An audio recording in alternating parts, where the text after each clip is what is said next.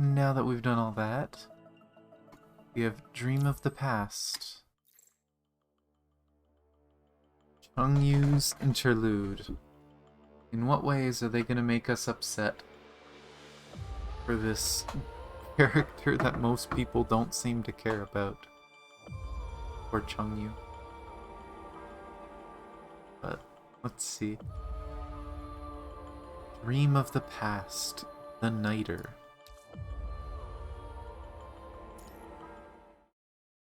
Oh god.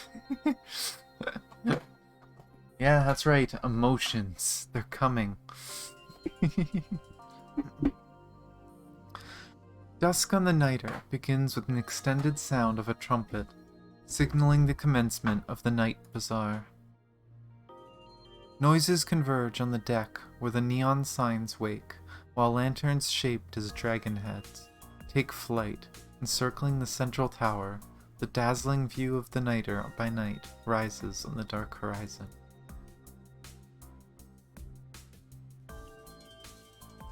The stage before the tower becomes the center of the Nighter during the bazaar, where merchants come to bid in the famed trade fair.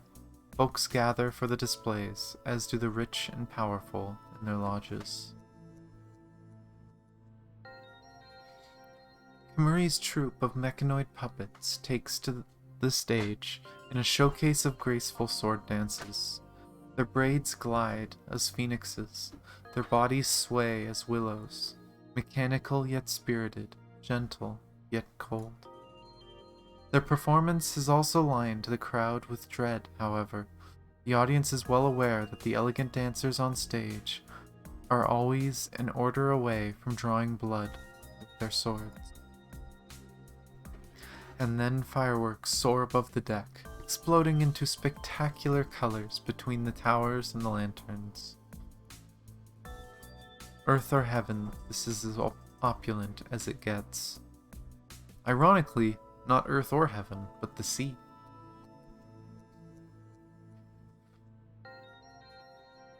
Beyond the trade fair, the night bazaar is equally bustling. A man who just exited the lodge is currently arguing with a merchant. And then he has one of those collars on, which we know forces them to be, I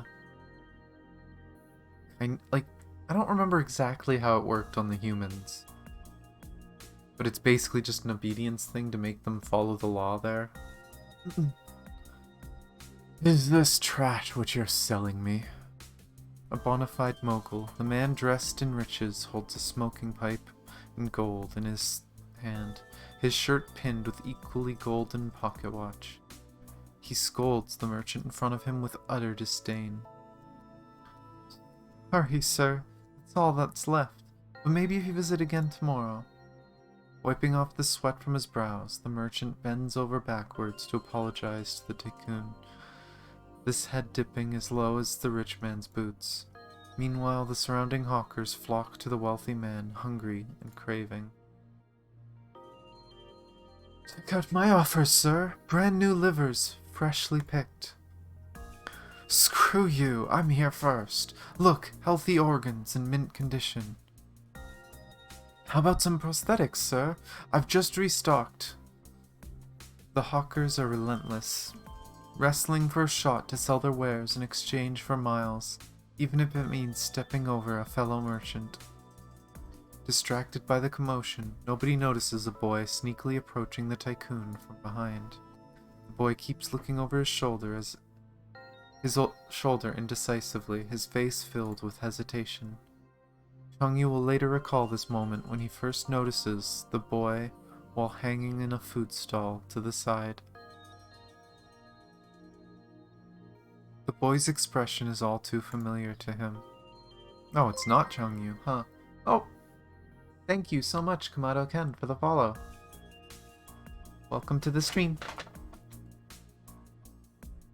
I gotta say, all the Kulong people, their outfits and style, their designs, their hairstyles, they all look so cool. I love these character designs. Like, it's funny because I play so many games that are made in China, but I feel like a lot of games don't use the Chinese aesthetic much. I love this. This just looks so cool.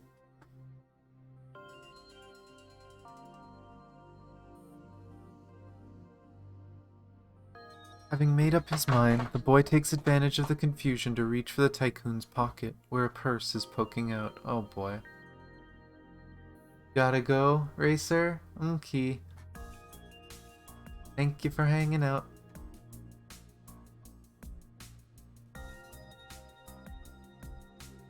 Seeing this, Changyu leaps from his seat, shoving his half-empty sour plum drink to the stall owner. Hold this for me, Uncle Fu. Hey, punk, pay up. Back in a sec. Put it on my tab. Changyu dexterously dashes between the customers, hopping over the bench outside the stall. Move, move. What the hell? Watch it. Is he trying to create a distraction to help the kid, or...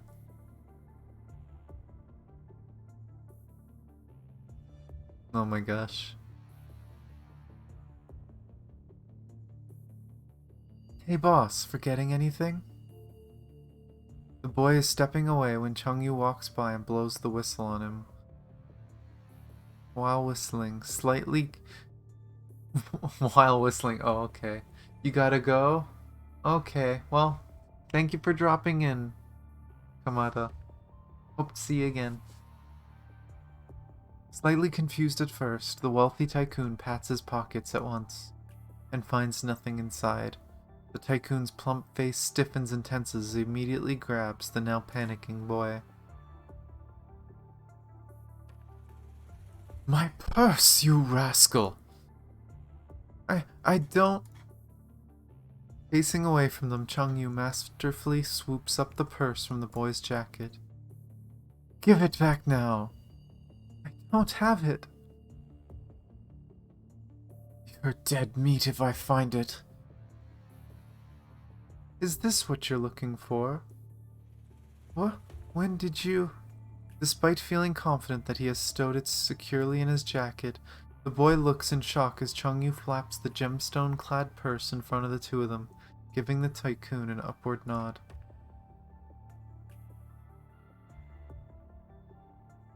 You're so dead, you little shit. The boy attempts to bolt, not realizing Changyu has him firmly in his grasp. The tycoon raises his arm above his head, ready to smack the boy, only to have his purse shoved into his lifted hand by Changyu, and any momentum for a strike is lost. Calm your horses. The night bazaar is brimming with colorful folks, my good sir. Remember to keep your hands in your pockets next time, because I can't guarantee others will keep theirs in theirs, okay? Changyu says so with a smile. Despite Changyu's frail appearance, the boy is surprised by his strength when he fails to flee from his hold. Who the hell are you? What are you after? I've got nothing for you. Just a concerned Kulong citizen, and please, you don't have to thank me. I'll leave you be. Enjoy your time here in the bazaar. Did Changyu take some money out of it? Please tell me Changyu took some money out of the wallet. Or filled it with rocks or something. With that, Changyu drags the boy away from the scene. What are you doing? Who are you? The boy is so mad his eyes seem to be popping out. Amateur. What? I said, what an amateur. Did you see the look on the tycoon's face? If this is all you've got for this line of work, you're gonna get caught, and people like them don't take kindly to it. Why were you stealing the purse in the first place? None of your damn business. If you're just thief-splaining. Tokens. What do you know about it? Huh? Changyu takes out an intricately crafted coin, tossing it into the air before catching it. How much do you think you can take from a purse? What is this? The Golden Age. No one brings cash anymore, but that man dressed like big money which means he would be carrying a token like this. This token is where the money's at, identification of a member of the Chamber of Commerce, and the doors you can open with this. See, here's your first lesson. See better. Changyu grins like he's on top of the world, and with his arm around the boy's shoulder, he leads the stupefied young man away. He teaching the guy how to be a good thief.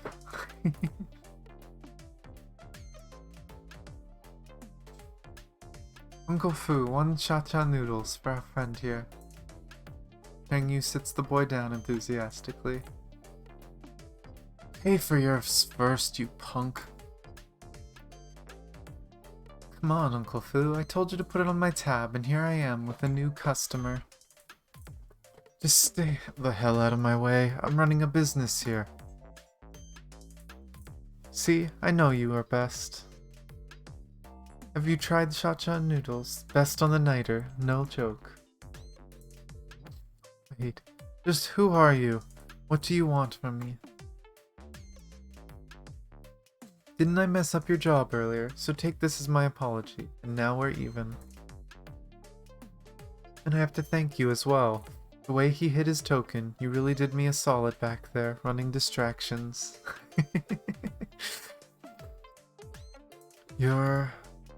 Thanks for the compliment. You're so kind. Unless that wasn't a compliment, in which case, how dare you? Here, your noodles. Thanks. Come on, try it. Changyu prepares the noodles with a well-practiced routine, pouring the cha-cha sauce into the bowl and stirring it before placing it in front of the boy. The boy is determined to turn down Changyu's offering, but in the face of a hot bowl of noodle soup, he cannot help but take a large bite. How is it? It's delicious. Told ya. Changyu crosses his legs. I'm Changyu. You? Do you just tell everyone your name? Exchanging names is common courtesy in Kulong. You do it after the apology and the noodles.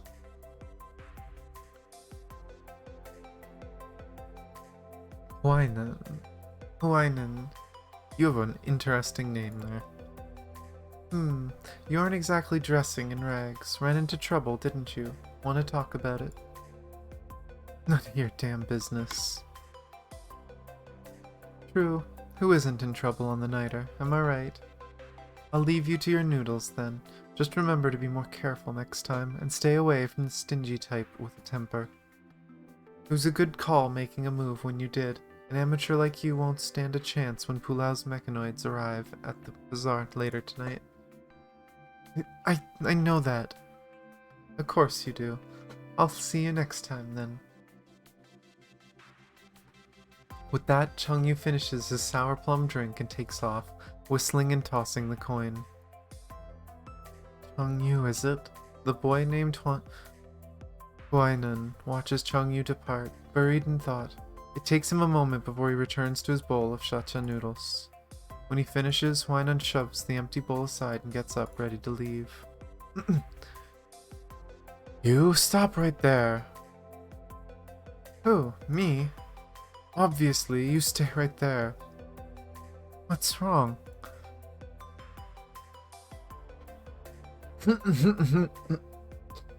That punk said you're paying his tab. That's 1 cha-cha noodles and 1 sour plum drink. You payin' with grubs or what?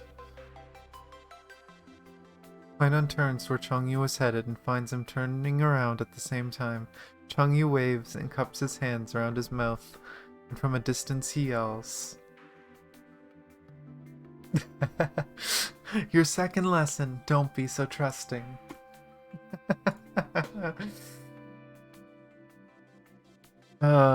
Payment code please. How much is it? God damn it. Oh, Changyu, you troll. Next one, mystery.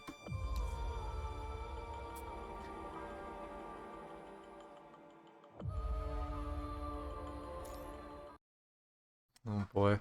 Sounds like this one might get dark. Oh boy. Fresh livers freshly harvested from fresh bodies. Check it out. Looking for prosthetics? Here's your one-stop shop for all your mechanical body parts. Toasty pupas, fresh off the grill. Ma, can I have this? Zip it. One more word and I'm selling you to the bad wagon. How do you like that? So messed up. What the hell?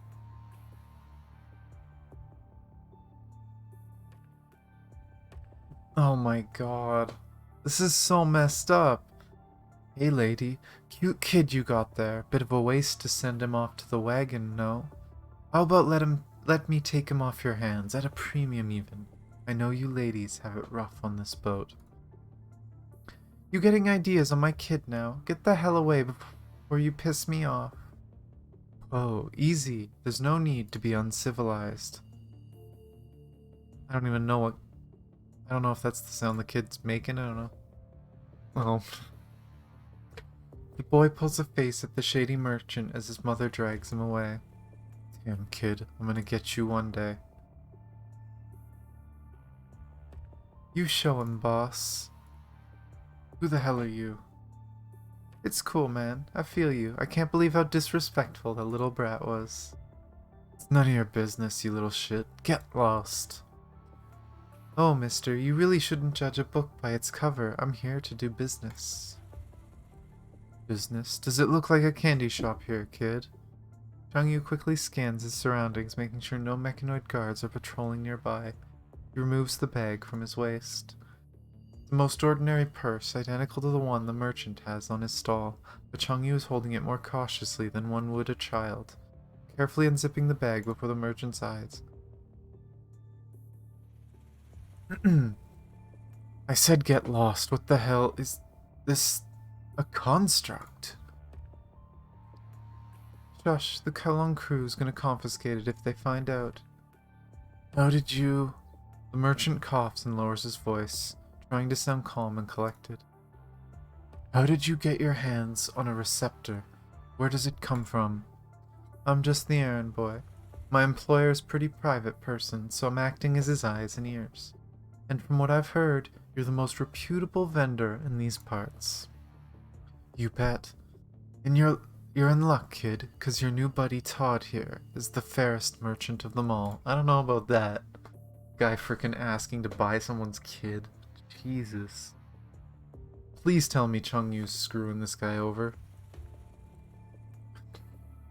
The shady merchant reaches for Changyu's bag as he speaks. Now, the fair thing to do is inspect the goods first. Hey. Changyu clenches the bag in his hands, his face filled with suspicion. Give us an offer, and you can inspect it all you want. This is just my first stop of the night. My employer told me to get a few more offers before making the deal. Trust me, you won't be getting a better offer than mine. Really. Enough with the dawdling. I thought you were here on business, so show me the merchandise. Fine, but you better be careful. The receptor cost my employer a fortune. He just got it from a trader who arrived from the mainland. Shady merchant has stopped listening to Changyu's babbling. His hand meticulously traces the horned contour of the receptor, his eyes wide with awe and greed.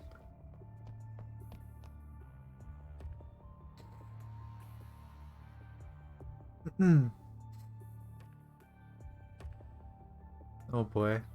Run! The Kulong crew! The damn Kulong crew is coming! The hysterical hawker sprints in the direction of Changyu, screaming and shouting as he nears. He's holding all his wares in his arms, the bits and pieces falling all over as he frantically runs. The shouting causes a commotion in the black market.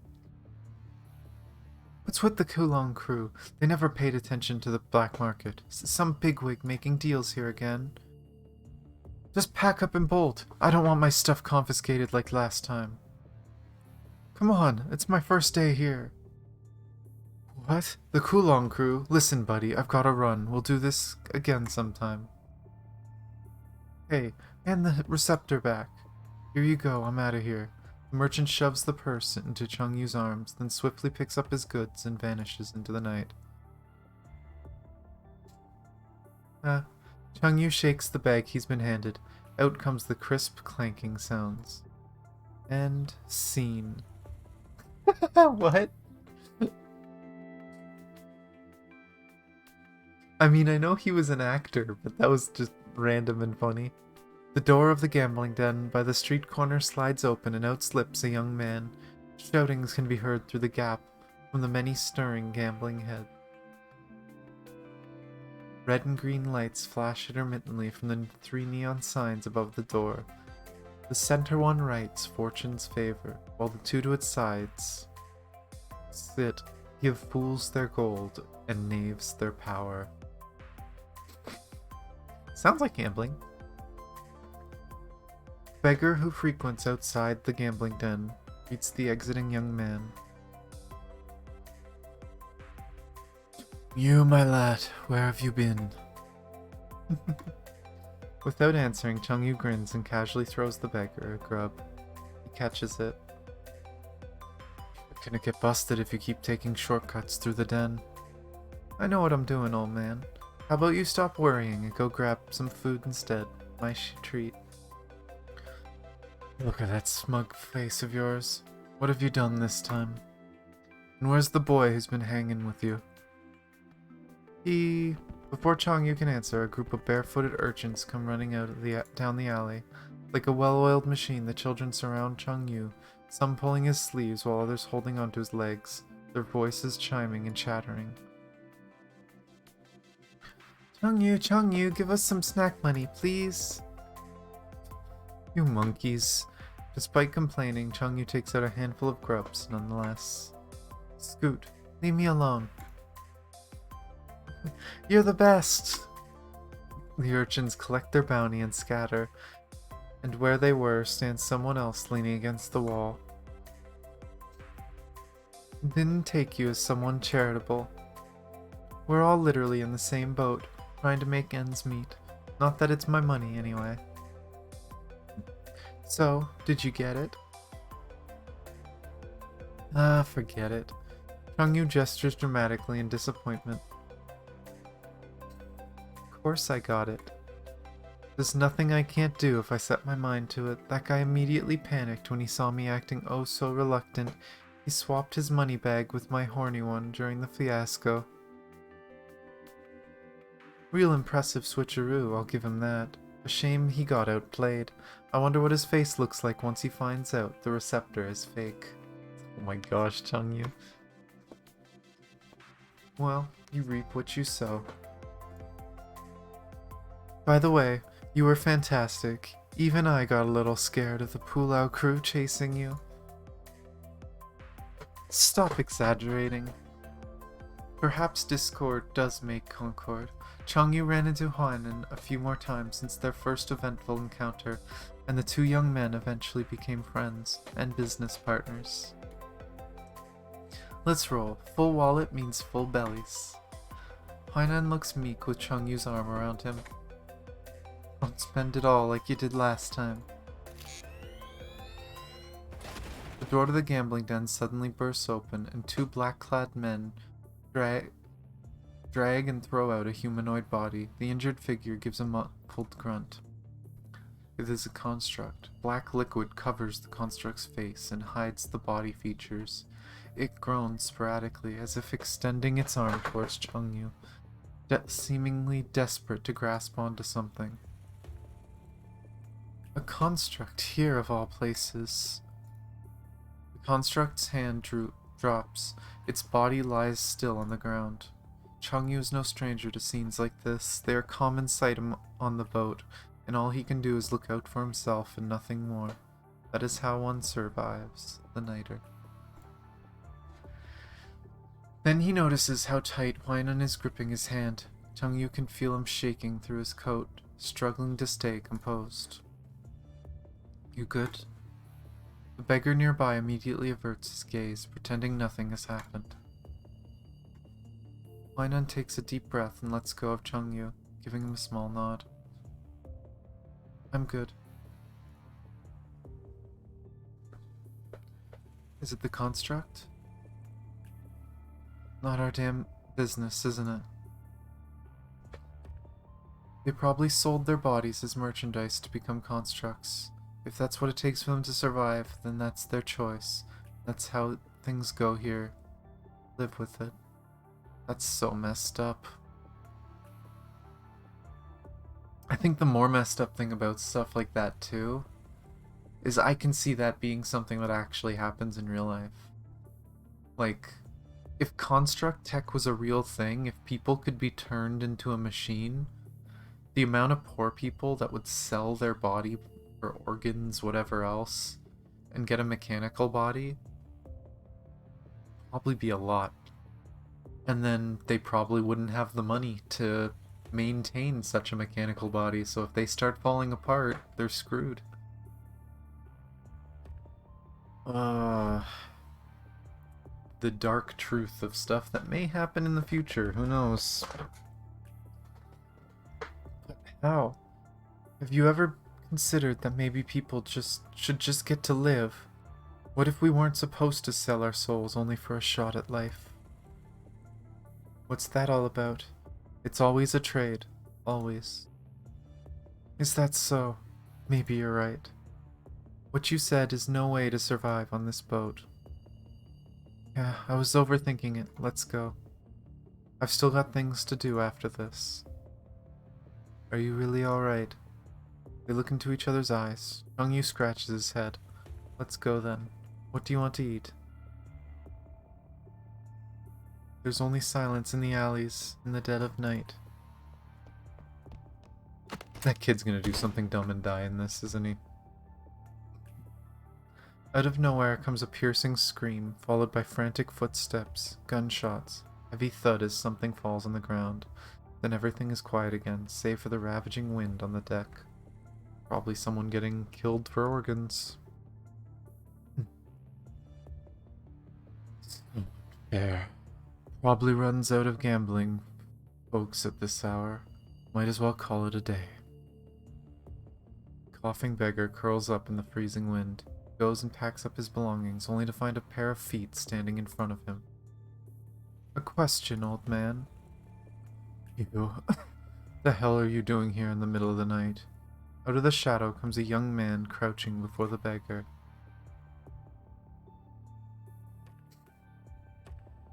Just wondering what's the deal with the construct earlier. You heard anything about it? Oh, what's it to you? Just curious. Come on. Haven't I been treating you pretty well? Want to give me the scoop? I don't mind telling you, but you better not get involved with that lot. I'm just being nosy, folks like us. The worst thing we can face on this boat is uncertainty. Don't you agree? You say so. Beggar thinks for a moment. The bad wagon. Bad wagon? You mean...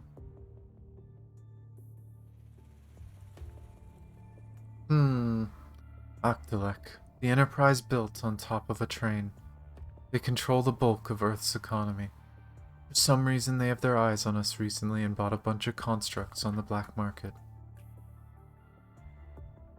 Changyu has heard of this badwagon in the past, but he never thought it would concern him someday. Ooh. So that's what Octalek was doing with the boat. Octalek is, I guess, probably like a construct slave trade or something. Word is, they're experimenting on putting mechanoid brains into human bodies, even though swapping minds between different species is forbidden. Mechanoid brains in human bodies? That wasn't Octalek, that was Villiers.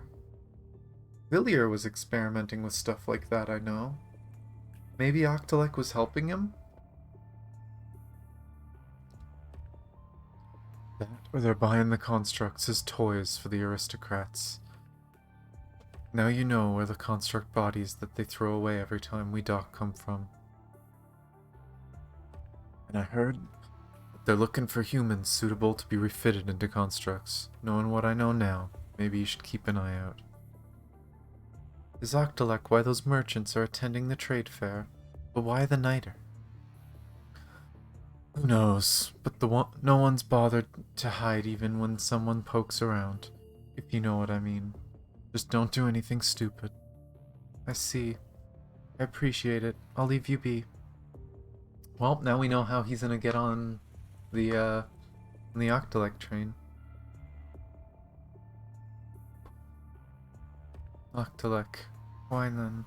What happened?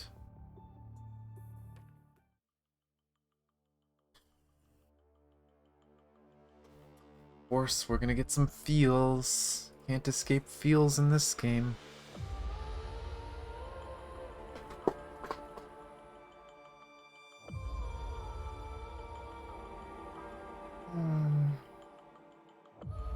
Scar. What'd this dumb kid do?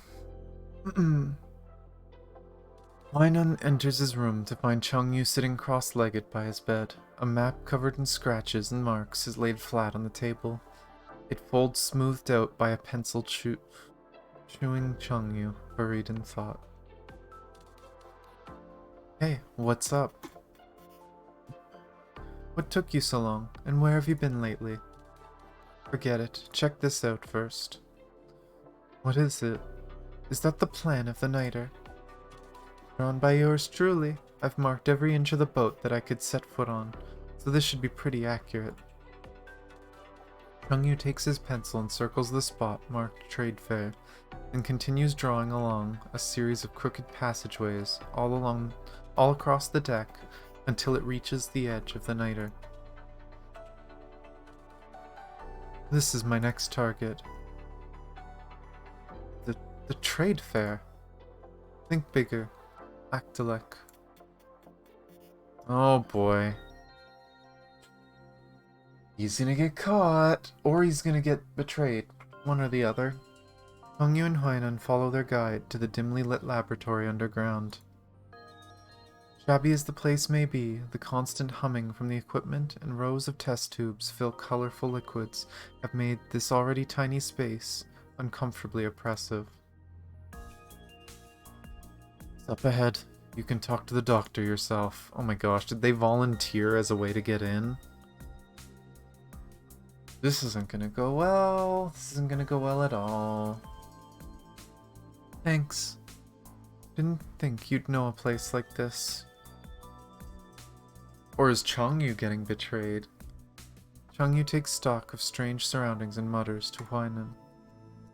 And I thought you were gonna stop me.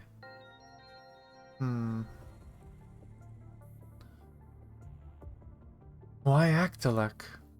For justice. Bullshit. Fine, I just wanted to know how you'd react. You've got a history with them, don't you? I'm not ready to talk about myself. That's alright, I wasn't probing. But I'm serious about Octalek. I've done some digging. They're looking for alive bodies on the boat, those that can be refitted into constructs. I think I can make a score from it. And now's your chance to stop me. Will it work? Of course. We're partners. Changyu's eye glinted with fervency and sincerity. Hainan saw himself reflected in them. He paused for a moment, then pushed his hair aside, revealing a horrendous scar on his neck. Even concealed behind his collar, the swollen crimson mark on his neck was still clearly visible. It wound and weaved on Hainan's skin, crawling and slithering. Yeah, you can kind of see it there, if you look closely. This is my quarrel with Octalek. Hainan straightened his coat and hid the awful scar. I'm not stopping you, but I need to know where your information's coming from. Can you trust them? Their reputation precedes them in the black market. Spend a little money and grease some wheels, and nothing's hidden under the sun. Meddling right under their noses, huh? Here's my plan. I'll pretend to be one of the merchandise, and after Octalek purchases this remarkable body, I'll escape with their money and leave them empty-handed. Just trust me.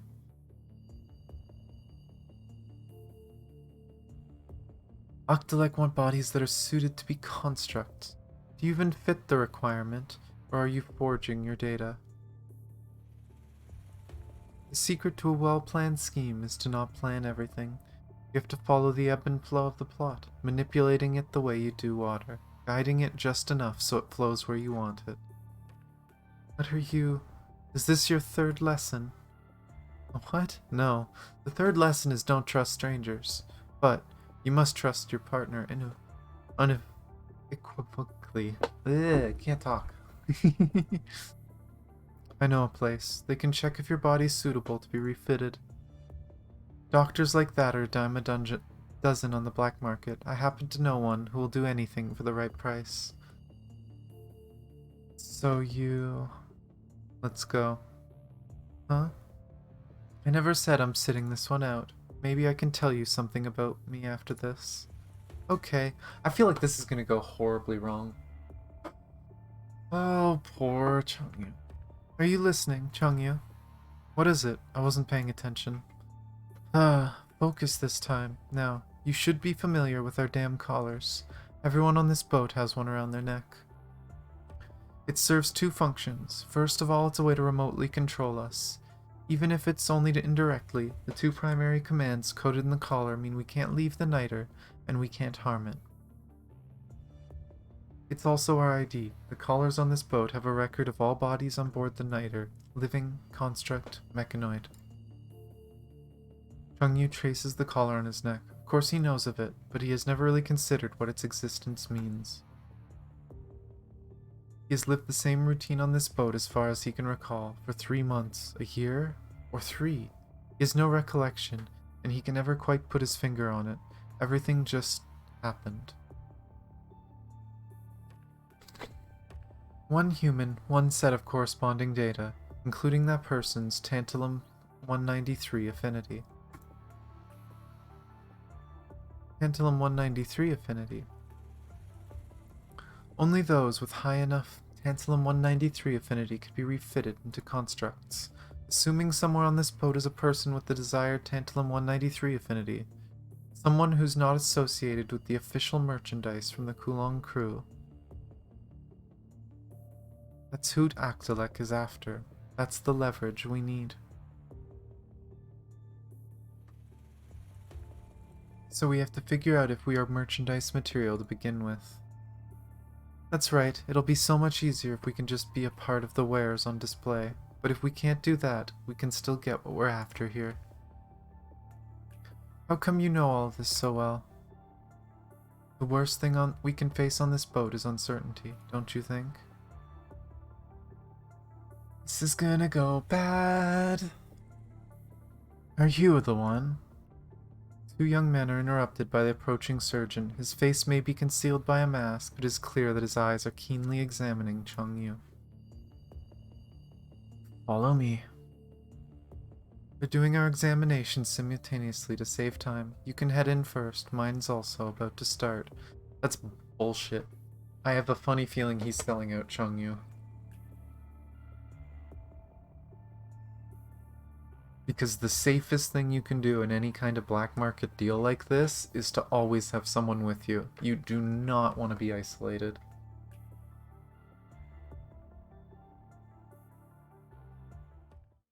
And there's still no gameplay. Does that mean we're gonna get 2 gameplays back to back at the end? This is gonna go bad. This is gonna go bad.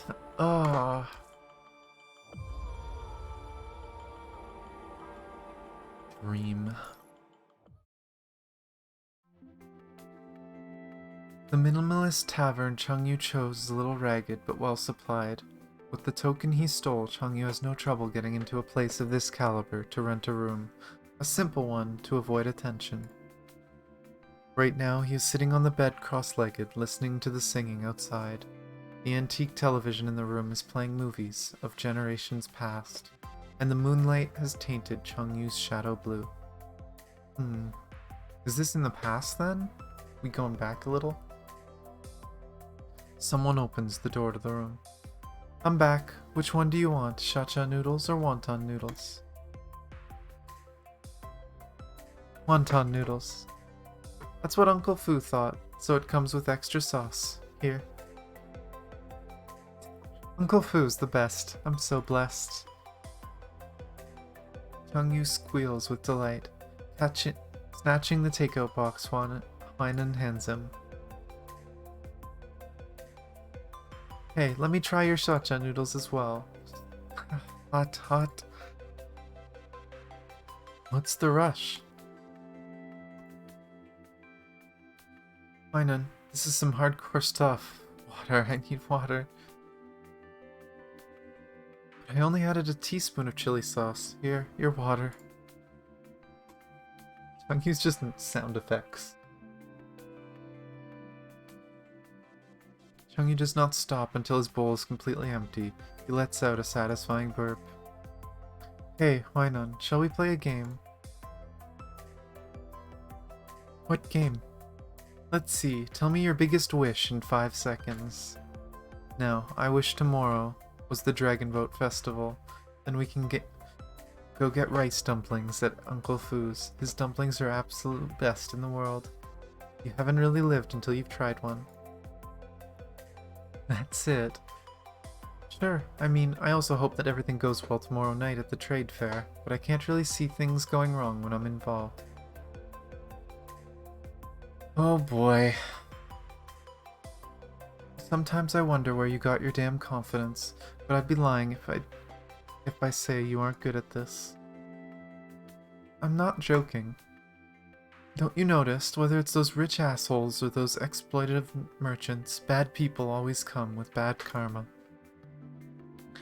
I've seen so many of them on this shitty boat. Stinking, corrupted trash that poisons the place and hurts everyone around them. But karma is karma. When I come collecting, the gods will be on my side. Then all it takes is a bit of planning and a little bit of luck. Everything goes my way. I'm no hero, but even I can't stand these bullies. If good people can't do anything about it, maybe it takes a bad guy like me to take out the trash. That I can live by. That's why this is going to work. Because Octalek hurt you, didn't they? I will never forgive anyone who hurts my friends.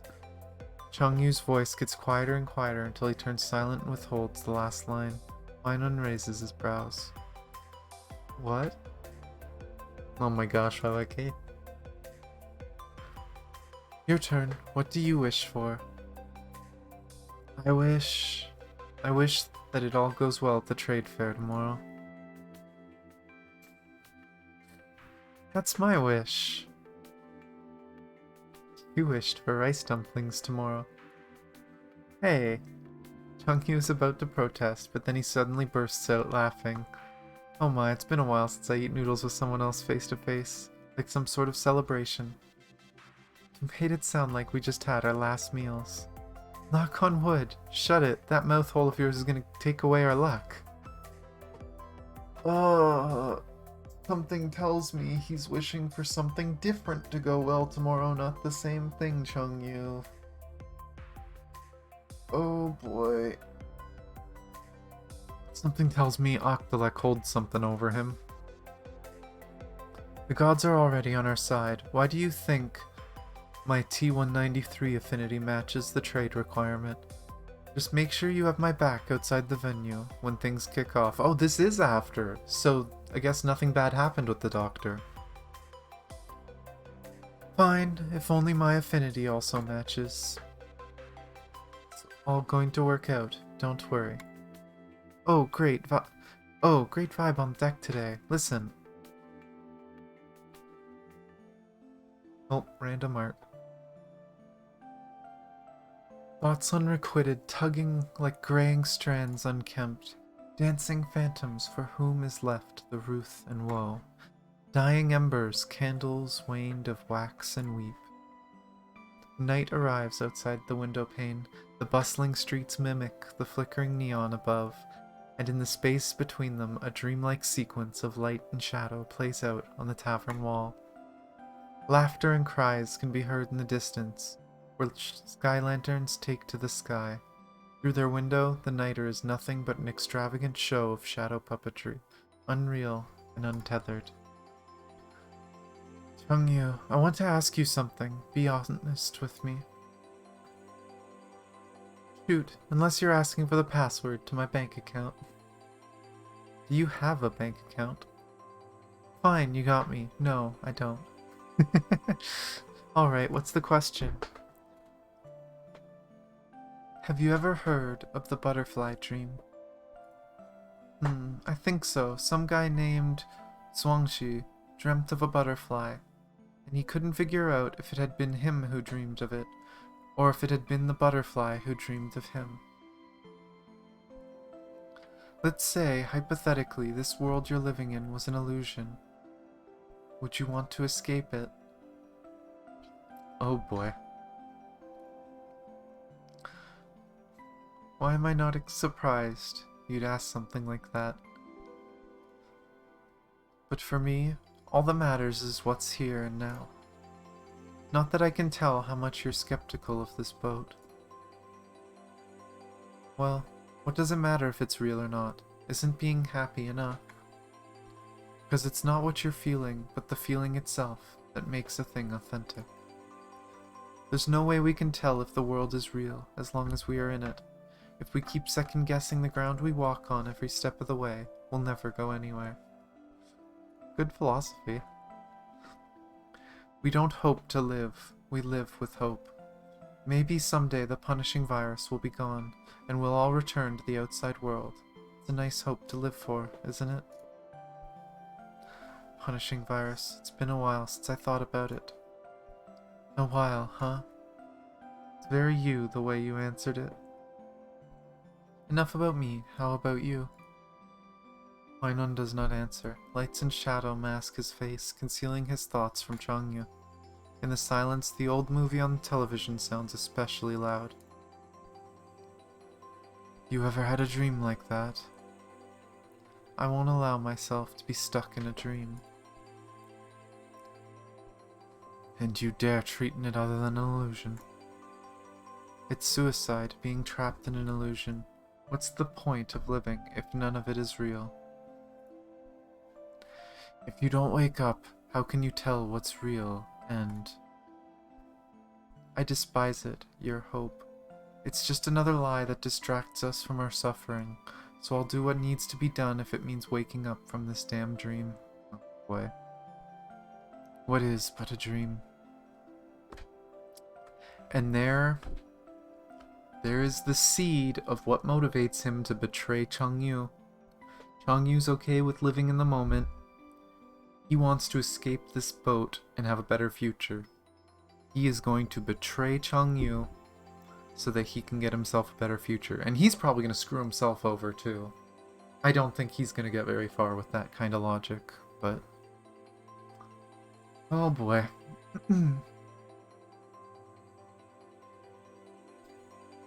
Is that so? If we get to choose... Changyu blanks out for a moment, then retreats to his smiling self. Oh, didn't take you as a thinker. Huainon chuckles and shakes his head. He grabs the remote control for the television, and instantly the room is filled with cheerful music. What did you take me as, then? Should I remind you how much you screwed up that first time I met you? Do you have to bring that up? What? Am I wrong? Changyu grabs the pillow by his side and smacks Huainon with it. The two boys laugh, both at ease as their plan gradually falls into place. Like a dream. Yeah? A dream that they're gonna wake up from. Huainon, you're gonna tell me about yourself after this, right? I'll be an open book. There's no turning back at that point. Yeah?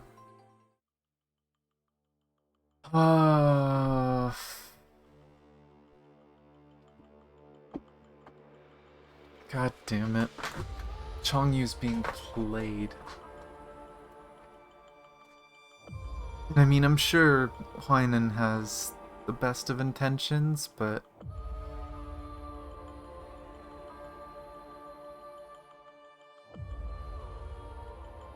nightmare. Yeah, probably what it's gonna end up being. The theater was a magnificent building, donned with emerald-tiled roofs and the ruby-colored walls.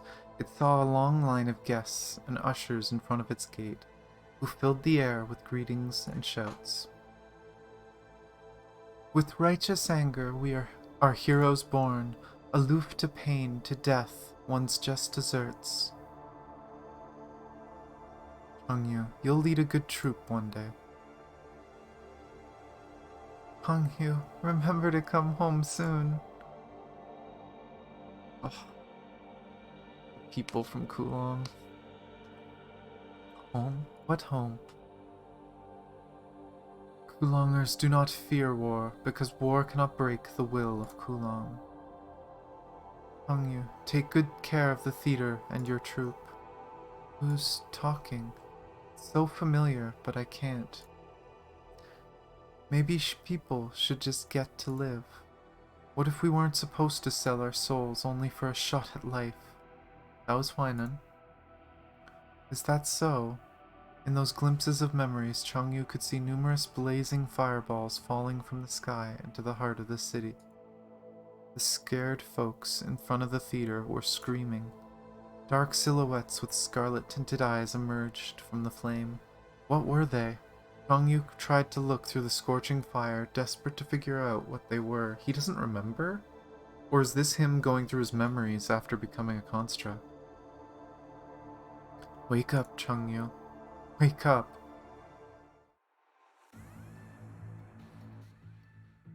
Changyu opens his eyes and finds himself in total darkness. His heart is beating frantically, his fingertips numb from dread, as the frightful dullness spreads from his hand to his spine, to his brain.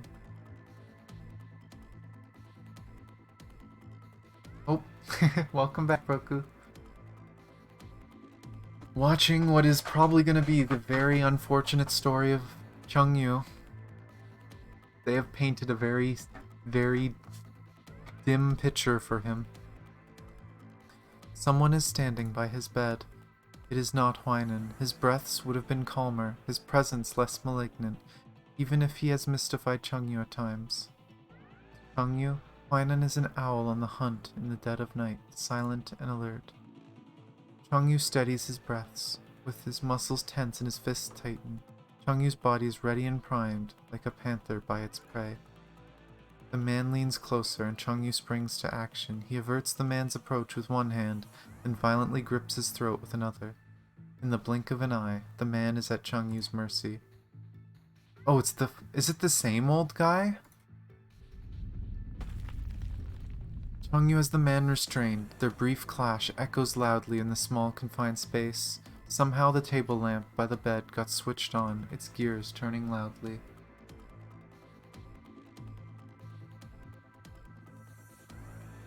Good evening. The time now is 8:25, 46 seconds. Yes.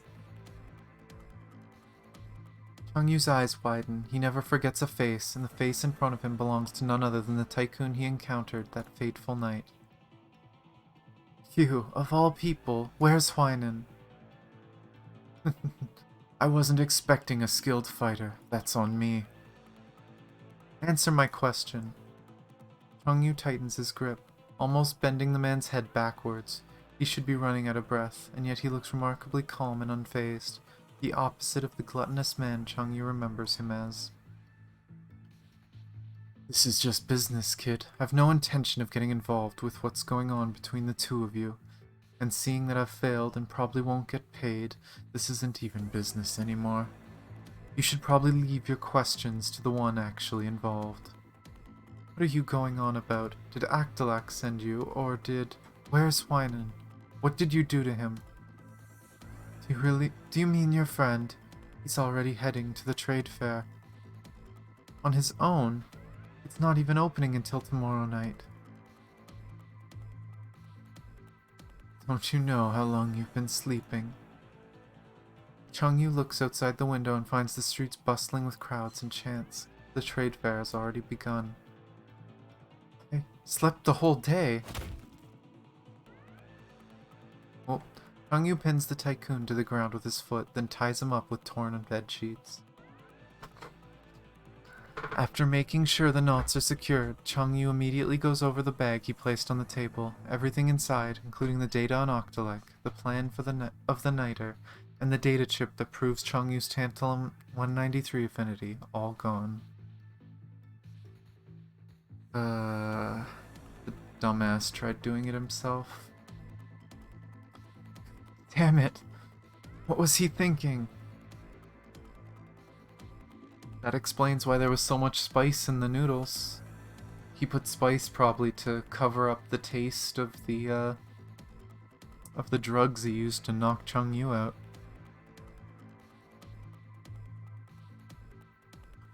Whether it is conflicting emotions or the nightmare that had just haunted him, something is giving Changyu a crushing migraine. He's getting hasty. He's pretending to be me at the fair. He can't fight at all if somebody finds out. I love doing story stuff, but yeah. That's my best guess, is that the spice... Because you'd think he'd know that Changyu doesn't normally have spicy noodles, right? Changyu was struggling with the spice. So he was probably trying to cover up whatever he put into the food. There's no time to hesitate. Changyu grabs his bag and throws everything remaining on the desk inside. No matter his reasons, Changyu needs to know. He would not have allowed it if Huainan was risking his life for him. What is he up to? What has he planned for Akdalek at the trade fair? Hey, I would stay here if I were you, says the man tied up on the ground, unprompted. Yeah, I'll try to get the secret chapter. If I can't figure it out by myself, during this, I'm gonna look it up afterwards, and then I'll do it again right after finishing the story. But I'll try to figure it out first. Changyu would have ignored him, but he pauses after hearing what the man says next. Ignorance is bliss. There are things better left unknown. There is virtue in being a nobody, isn't there? Is that not acceptable to you? You don't get it. This is my choice, be it lies or even betrayals. Changyu tightens his fists and walks out the door, leaving the man behind. He will tell me himself. Yeah, it's just whether or not I can figure it out. Let's turn my controller back on. Punchy boy. And he's actually got a shirt on.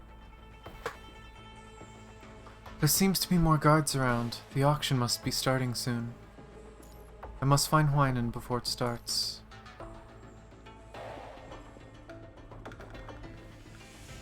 Oh, you know what? I was probably supposed to look around. Oh gosh darn it. Oh, I keep mixing up the freaking button numbers because the orb on the first one. Oh, there we go. Okay, before I do that,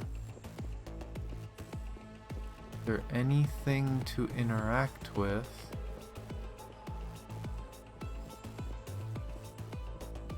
Okay, this is the edge. Yeah, like, I love the idea of the custom orbs. I love it. Whoa! I remember you. You caught me last time. Oh. Oh, I missed the dodge.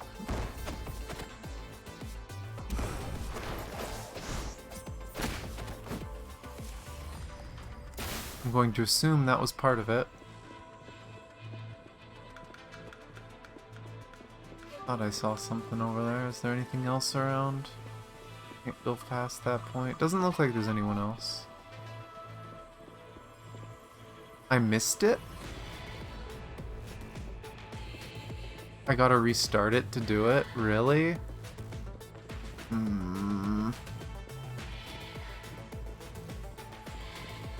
Whatever. I'm assuming it's something to do with that. I'm gonna finish the story first and then I'll do it. I'm assuming I gotta do that before the fight or something.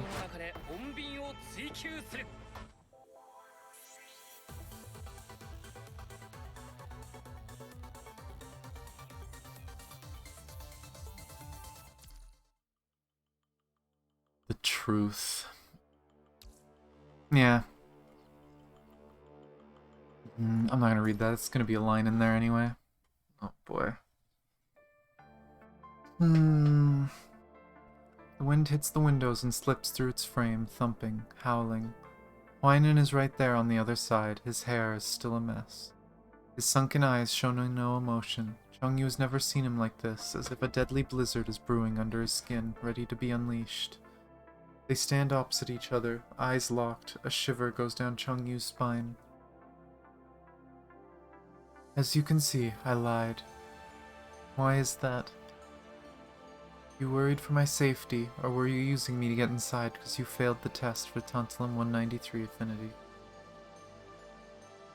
I am going to assume that either he has a really big grudge and he wanted to get in, or that whatever they did to him, he's dying, and he wants to get a construct body to survive it. Not that I'm obligated to tell you this. To qualify as merchandise, I need to take advantage of who you are. Who I am. Your suitability is what I've been after since the very beginning. That tycoon was just an actor I hired to get close to you. Huh. It took a while, I admit, getting close to you, but you've been so damn accommodating every step of the way, so at least it was effort well spent. Why me? Don't flatter yourself. You're just one of the very long list of names. I've made so many plans, all for a shot to get what I want. You and Actelec are both a means to an end. He wants to be a construct. Actelec is a buyer I contacted quite a while ago. They needed suitable bodies, so I needed tools to fabricate my qualification. That also took a while. So much energy wasted on names after names, looking for someone that fits the bill, and so much time spent spreading rumors of Actelec's evil doing. Which is funny, by the way. You won't believe how easy it is to sway the public's opinions. All it took was a few made-up stories told at the right time. People are more willing to believe in weird bullshit than stone-cold facts. But that construct we saw... You're so gullible sometimes. You thought you knew that beggar. Do you want to know how few grubs it took me to have him put on a show for you? So Actelec never wronged you. You were quite insistent, so I had to make something up to quench your curiosity. Credit where it's due. What you said about following the ebb and flow of the plot was really inspiring. I wouldn't have gotten as far as I have without pushing you down the drain, watching you flow. Now it all makes sense. The time Swinun got unexpectedly quiet. The weird questions he would sometimes ask. The days he was unaccounted for. Changyu is shaking. Why are you trying to be Actelec's merchandise? Merchandise gets to leave this boat, to finally leave this abomination behind. You want to leave the Niter. You always knew that, didn't you? You won't survive out there without the boat's resources and filters. The world outside is filled with corrupted. And how have the visiting merchants survived? Are corrupted even real? Have you seen one with your own eyes? What if they're also just ideas planted in our heads by these callers? How can you tell what is real and what is a goddamn dream? 'Cause he's fought them. I don't know. I have seen them, and I can't remember.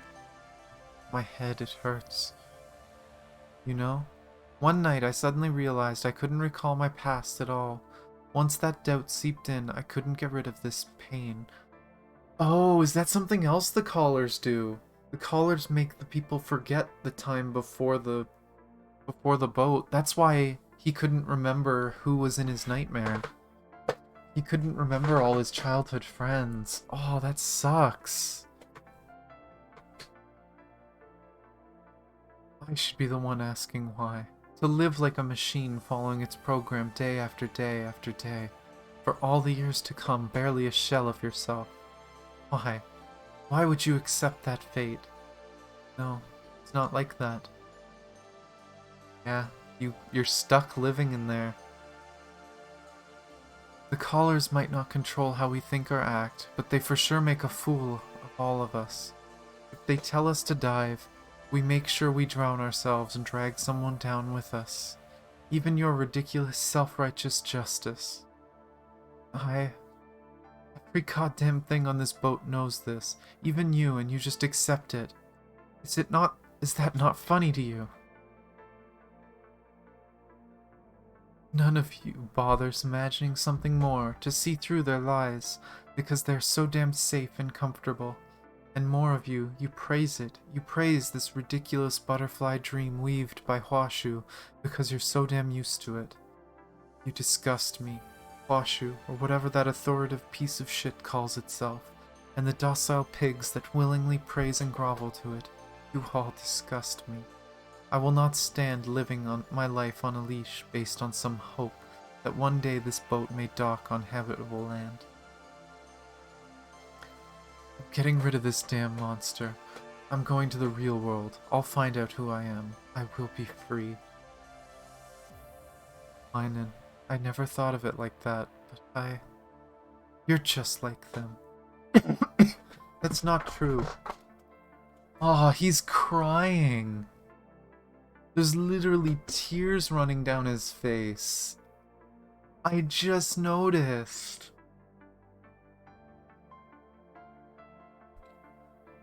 He genuinely cared about Huainan. He genuinely saw him as a friend. I listened to everything you said. I remembered every word. I never stopped thinking. Enough. What does it matter if you're just gonna end up like the rest of those fools? So turn your back on me already and carry on with that damn dream of yours. You could have told me.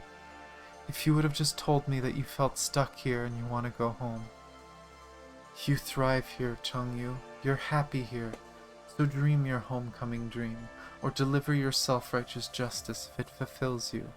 I wasn't going to take that away from you.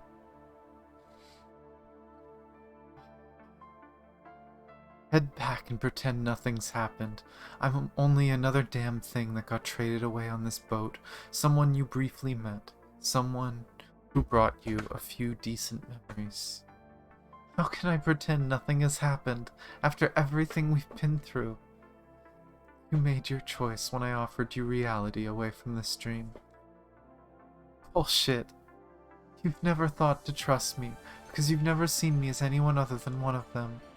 You think I've never had my doubts about you.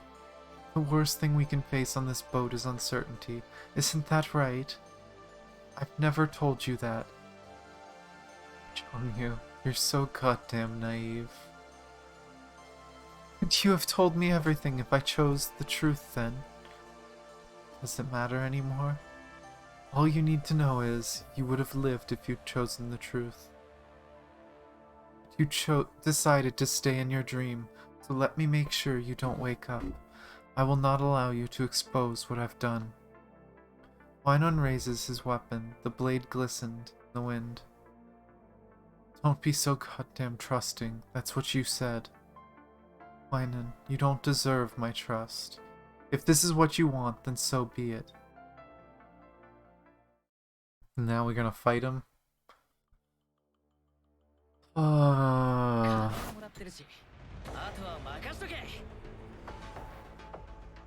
You shouldn't have come, Changyu.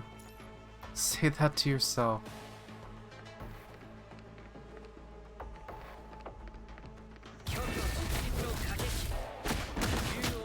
Come on. Have debuff.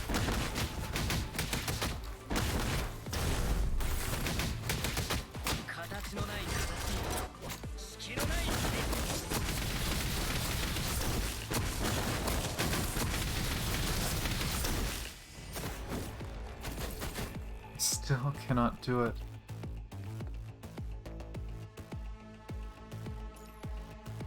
I have never doubted you. Take care of yourself. I'm assuming they're gonna get caught and they're gonna realize Changyu's the one. Maybe try take both of them. Huainan falls to the ground with a loud thud.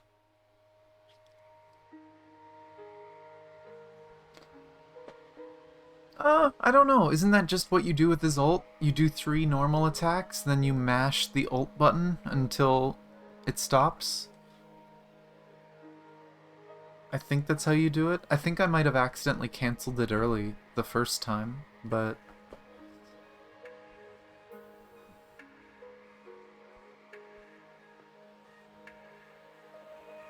I thought it was supposed to stay on, but it keeps stopping. If you just hit the skill button when he has the ult, then he just does one little blast. If you do 3 normal attacks and then mash his ult button, he does the punching flurry and then a knockback. But every single hit of his combo lowers his energy. Because his ult doesn't cost energy, it's the attacks during his ult that cost energy, and once he hits 0, he goes back to normal. I think it was during the main story we read through it on stream to make sure I knew what he was doing, how he worked. But yeah, I was reading it on the Grey Ravens website. Oh no, I think it was because he was in the guild fights earlier in the week. Or like the end of last week. He was in the guild fights, so we read through all his skills on the website so that we knew what he did. Huainan falls to the ground with a loud thud. Take care of yourself. Changyu's head is abuzz with the horrid cries and clashes in his dreams.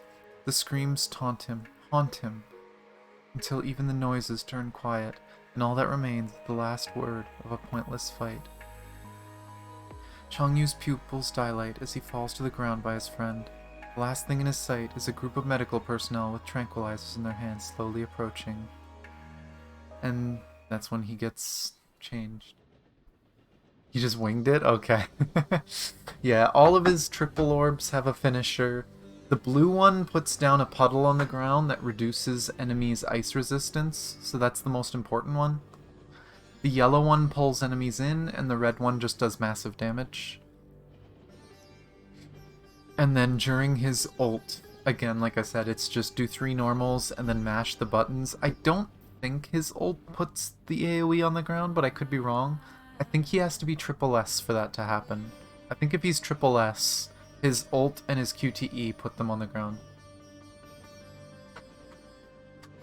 Yeah, he's gonna be the tank for Plume for like half a year. Towards the end of the year, we're gonna get an S rank ice tank, so he's not gonna last too long, unfortunately. But he'll still be good in like Babel as just another tank. Okay. Yeah, he's a very greedy tank. Like his QTE doesn't do much other than damage until he's triple S. Like you just play him like a DPS. He's kind of like Pharah. It's Chrome. It's going to be an S rank Chrome, and instead of a scythe, Chrome is going to have a gunblade. He's going to have a big gunblade, and he does parries and stuff.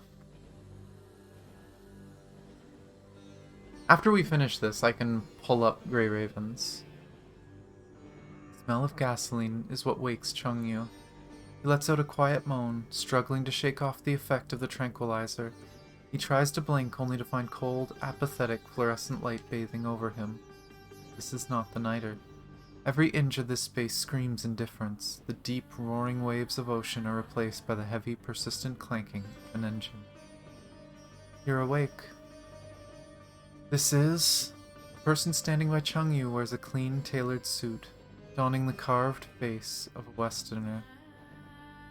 Aktelek. Perspective, you're on the commoner carriage of Islam, Changyu. You've been traded to us as merchandise. What? Is that the end? Oh, no. Changyu stands up and looks at the strange interior of the train. He's never been on a train before, does not feel that different from the Niter. He takes a step forward to the massive floor-to-ceiling window in front of him, finds his expression reflected on the filthy glass window. He finds the sight beyond the window reflected in his eyes. Oh, it's him. Okay, I can see the reflection of who's talking to him. The collar. Changyu's fingers gently brush over his neck, but they find nothing where the collar once was. It's such a foreign yet familiar feeling. The train is plowing ahead at full speed. The scenery outside turns into blurry trails of orange lights, as if fireworks have exploded right next to Islam, beautiful and dazzling, until Changyu realizes where the orange glow is coming from. They are... Crawling all over the ruins in the distance are thirsting, trembling, corrupted, staring and chasing after the bellowing vehicle. No longer the flickering phantoms in his dreams. These are real, crazed monsters created by the punishing virus on their way to swallow the planet whole. Aw, Zamaria, that sucks. Hope it feels better quick. I woke up last night with a really upset stomach myself. Thankfully, I woke up and it feels better now, so hopefully yours gets better quick too. There's no wonderland or paradise out there. There's only death and uncaring cold. Not true! There's a beautiful water park that you can get to someday. We've been there! Collapsed buildings, ravaging beasts, overwhelming darkness. This is hell, the end of days, the real world, the truth that houses Changyu. Changyu has never felt so small, never felt so afraid, so curious, so truthful, so thrilled. His new understanding attacks his senses violently, washing over him like an endless waterfall. Changyu meets the crushing tide valiantly, as he steadily stands, accepting the weight of his new burden. So this is the real world. Changyu. As protocol stated, you will be joining Octalek as a construct combatant on standby. You will be given time to adjust to life on this train. You will learn the principal tenets, then you will begin training. All, of course, in preparation for you to be refitted into a construct. That said, you still have a choice. The rumors spread on the Niter are all baseless accusations. We are not some dark cults that terrorize and bully people. But they were useful rumors. Taking advantage of your public perception is a fundamental lesson all businessmen must learn. Our predicament, for example, has led us to you. That's interesting, because we haven't seen enough of Octalek. We know there are some really bad, sketchy people in Octalek. But that's interesting that there's bad rumors and everyone thinks that all of the rich people in Octalek are taking advantage of them. And it's not true. They're protecting everyone on the train. I almost said plane. They're protecting the people on the train, but they can make themselves sound that cold, and people are more likely to do what they're told because they're afraid. Even if the rich people running the place maybe don't want to be feared, it's still useful. Interesting.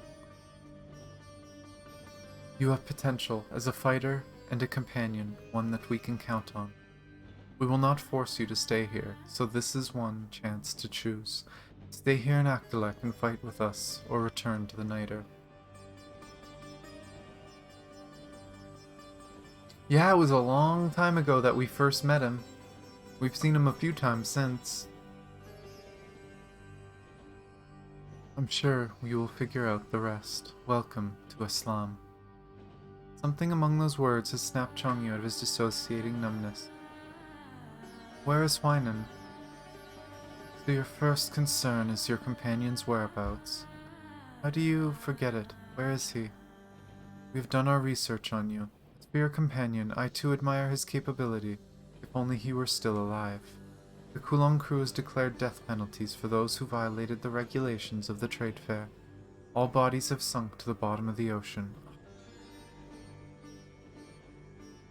If you decide to stay, you will learn that tragedies like this happen all over the world every day. Everyone tries to break the bonds that hold them, only to find themselves stepping into a larger cage. Even the people pulling the strings cannot view the whole picture. But you are not afraid of the uncertainty, aren't you? You are static. That's good. She will like you. We can use new blood like you. Changyu closes his eyes. He does not wish to answer or argue. He shows no emotion, even though the slight twitch at the corner of his mouth may have betrayed him. Understood. At least the guy didn't have to keep living in this nightmare, right? At least he wasn't, like, trapped under more restrictions in there. Or hell, imagine if he got turned into a construct and was stuck on the night, or even worse. Changyu takes a deep breath. Then he opens his eyes and straightens his back, his unyielding expressions invoking that of someone he once knew. In that case, Octalek, how can I be of service? Outside, night is reluctantly retreated. It will be a while before the next stretch of darkness arrives.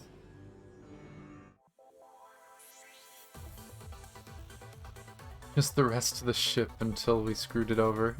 I mean, technically we kind of saved it, right? We got there. We stopped Villier's plans. We eliminated the copy of Huashu, which is kind of sad. I wish we could have saved it, but... And now the ship is independent, and I'm pretty sure an ally, and I can only assume that we're going to interact with it again in the future. Because Pulau's on that ship, isn't she? And Pulau is going to be a playable character in the future. And we met Pulau this patch in the story. She was the little girl we protected as the robots. And then she was taken to the ship, which is how she got on the Niter. And I guess she got turned into part of the crew, which is ironic because I'm pretty sure her mother or father was the head of the Pulau crew. So, or was it called Pulau crew? I can't remember. But her family was part of the crew, and now she is part of the crew.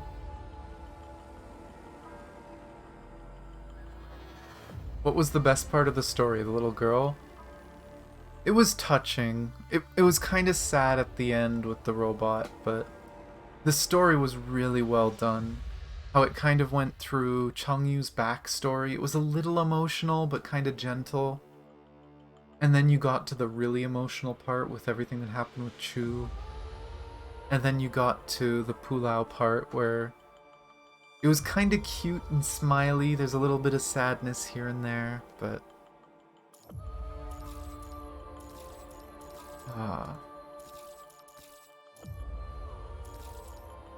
But yeah, I guess Changyu did kind of get the better end of that, though.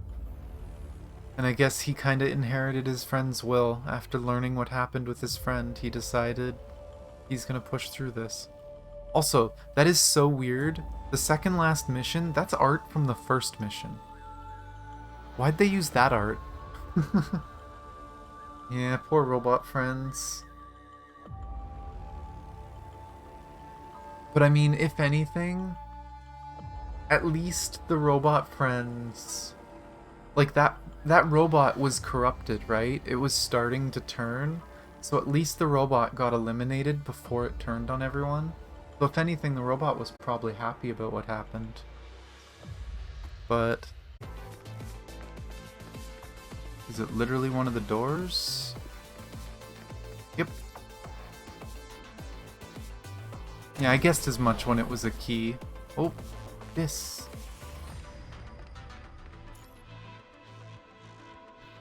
Record HNTIO 22858-1006. Calling count 1006. There's a night market on deck. I can only sneak into this place while most guards are relocated.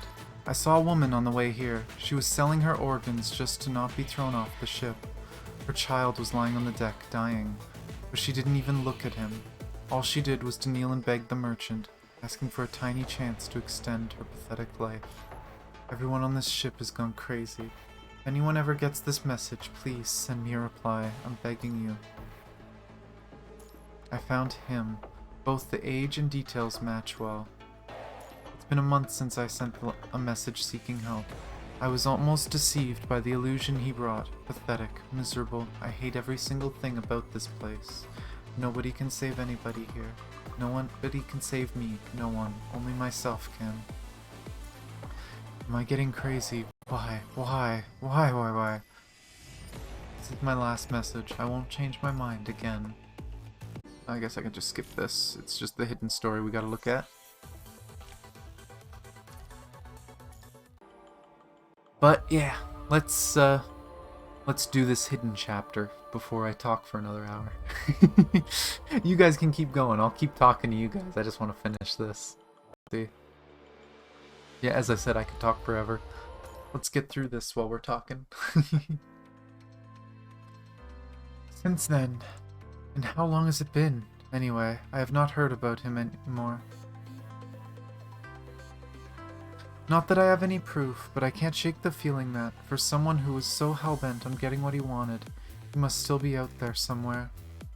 but if I ever see him again, I'm so going to beat the shit out of him. Are you done? We should go. Ah. What's the matter with you? How come you don't make any sound when you walk? 2 minutes late, reporting to the leader. Kids these days, what's wrong with being a little late? You said a diary is for babies. You must be misremembering. I never said that. Oh look, Jamala is here. In the split second when Sophia turned around, Changyu grabs the journal on his desk and shoves it inside a drawer. She's not. I must have been mistaken. Hahaha. Alright, enough dawdling. Where are we headed next?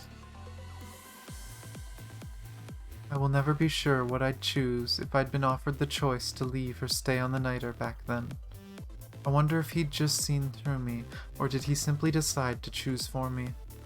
Either way, that was when I found out who I am. I gained the freedom I'd earned, despite it coming in a woeful shades of grey. Whatever the truth is, I will not stop seeking my past, and I will gain the strength I'm after. This is just the beginning of my story. Okay, that's a good capstone to it. Oh, what Changyu never found out is that Huainan did make a comprehensive escape plan for this scenario. Not that it concerns Changyu anymore. Huainan formulated 4 escape plans. The first one was sending out distress calls. He had sent out countless distress signals with information on the niter, messages that had remained on radio frequency unanswered. Intel that will one day be intercepted by 421. And 421, I'm pretty sure, is Lee's brother? That's my guess. It's either Lee or Lee's brother. His second plan was to forcefully remove his collar, which had caused a horrid red scars on his neck. Oh! His third plan was to be traded away as merchandise. So, first 2 failed, or the second and third one failed. First one he actually got something out of. His fourth plan was to be removed by way of execution, a punishment for a crime he might just commit. A dangerous gambit that leaves no loose ends. But it worked. Hey, Dixon! Enough with your bloody smoking. Look! Is that a person? Waves crash on the shore, washing over the sandy, rocky coast, and as the water recedes, lying on top of the coarse sand is the tender frame of a young person. He did it, he got away. I wonder if he's gonna show up again then.